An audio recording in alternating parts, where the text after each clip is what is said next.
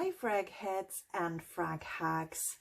Welcome back to my channel. I'm your favorite frag hag, Linda.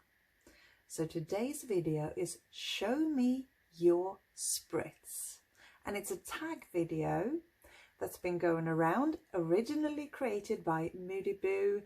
And that was really cool because I had not discovered her channel before. So I'm very thankful for that. Claire, Mon Guerlain, tagged me in this to show you my spritz. So yeah, let's get ready for it. I got my little cheat sheet here. So the first one is unicorns are real. Yeah, so that's the perfume you had to chase the longest to acquire. I've been thinking long and hard about this. I think there are some unicorns out there that I still haven't acquired, but the one that comes closest is kind of a perfume and kind of not. One of my all-time favorite fragrances. To be honest, I'm on the hunt for a few more of these bad boys, but honestly, I've been looking on the interwebs for 3 years. Something like that, maybe longer, for this one. And I finally found it. I bid on it and I won it for a pretty decent price, but it was a bit of a struggle to get it into my arms. So I bought it from a seller in Germany. I don't speak German. And the seller did not speak English, and not Swedish either, clearly. So I wrote to the seller in English and they replied in German. So there was a lot of Google translating going on.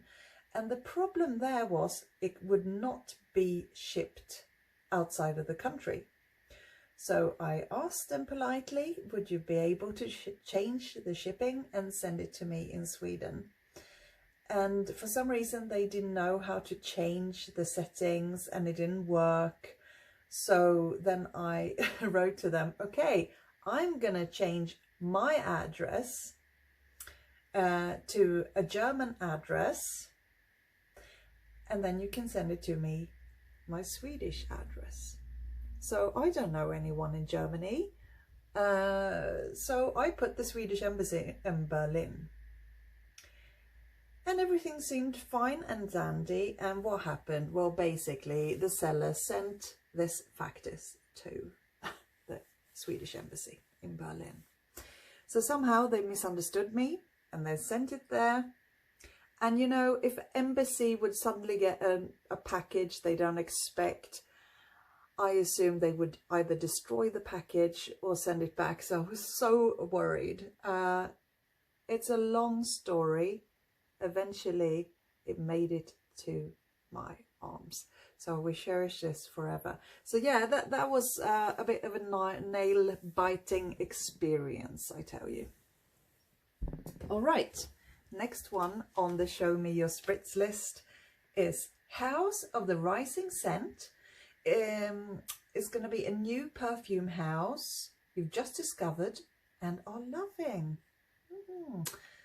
I'm in the process of discovering a few new things because when I won 3rd place in Robe's 08 contest for female fragrance reviewer, I was sent a few things, but I haven't tested it out yet to be able to tell you about that yet.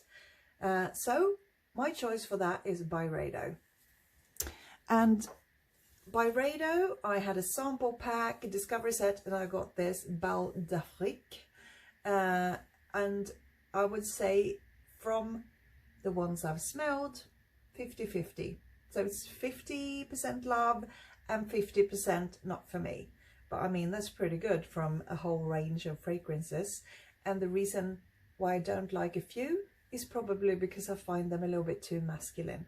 But they are unisex. So that's to be expected. Byredo, Swedish perfume house, unfortunately quite expensive, but incredible, incredible scents so far. So the next one on the list is Heart the Hype. So I'm going to pick a fragrance here where I agree with the hype. I've never smelled Delina. That must be one of the most hyped fragrances ever there. I haven't smelled Delina Exclusive.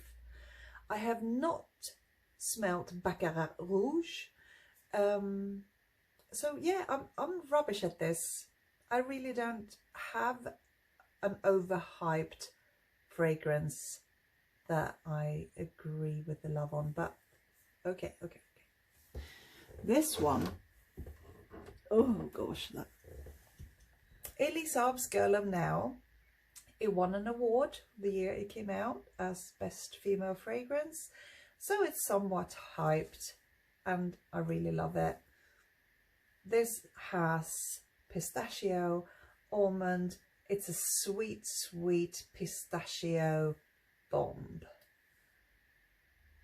It's incredibly feminine and warming, vanillic, and it's the pistachio and the almond that makes it magical. Gorgeous bottle. I've made a review of this and you can check it out if you want to. Next one then on my list is Renounce the Ounce. Disagree with the hype. Yeah, so I'm kind of rubbish at this, so I guess I will have to pick this one. Mon Guerlain by Guerlain. This was so hyped up. Everyone loved it. I found it quite underwhelming.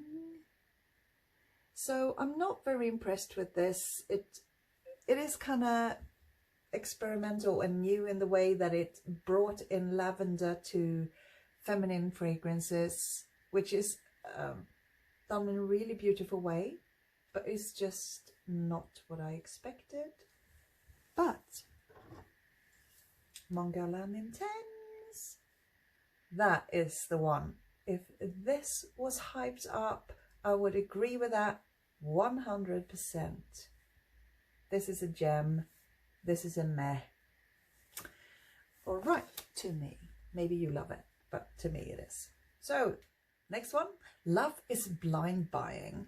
So, I saw a fellow reviewer make a review of this fragrance, and I thought this will be a safe card. Who, you might ask? Well, it was Brooklyn Fragrance Lover. Yeah, so Brooklyn Fragrance Lover did a review of Angel Eau de Toilette. I've always loved Angel, but I can't handle it. But this is perfection. It's everything I was hoping for. I will make a review of my own. Oh, it is exquisite. But I will link to Brooklyn Fragrance Lover. I will link to his video down below so you can check that out. Next on the list, Crystal Baller. The future purchase I'm most excited about. Actually, I don't have one planned at the moment. I'm hanging on to what I've got because I have quite a few fragrances that I haven't really got around to doing reviews on and experiment on, and it's been a lot of work and no play recently. So if I have to mention one, it will probably be Mojave Ghost by Byredo, because I'm set on saving up the cash to get a full bottle of that one. And next one is I Take It Rare. So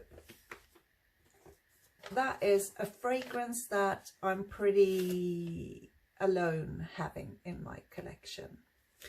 I would say it's this one. It's discontinued and it's a Fendi bottle. It's Asja. It's a warm cinnamon scent, kind of vintage powerhouse, super spicy, oriental and beautiful. I was going to sell this. I haven't got round to doing it, but if you would like it, get in touch. It is a gorgeous fragrance. I just don't reach for it, and I know it's so unique that I don't want to use those precious drops. I'd rather pass it on to someone that would love it. Okay, next one. Oh gosh, I am stuck on Band-Aid. If I can create a scent for my favorite band, singer or actor, what would it be called and what notes would be in it? If I have to put my favorite band, oh, this is not easy.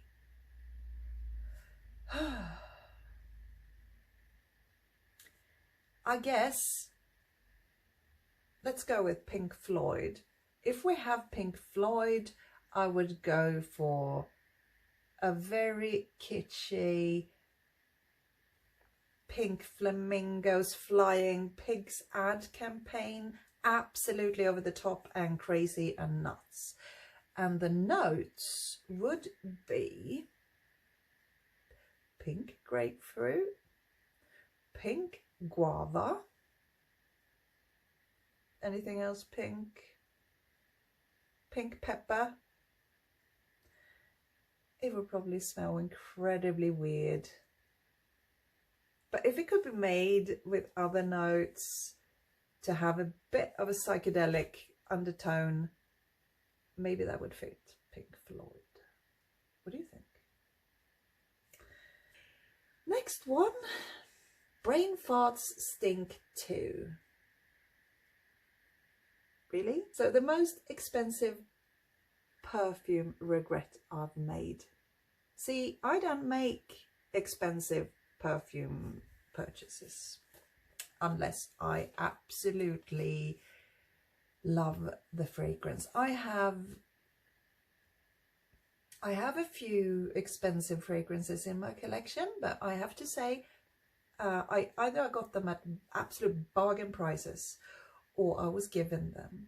So I don't really spend that much money. I only spend what I can afford to lose, if you know what I mean. If I were to like gamble or bet on horses and it's like, oh darn it, that mystic river didn't make the finish line, then you would expect that you could lose. I would say the one I regret the most is kind of a blind buy, and it was quite expensive for being me, and it was this one, Doré by Reminiscence. On paper it was so beautiful.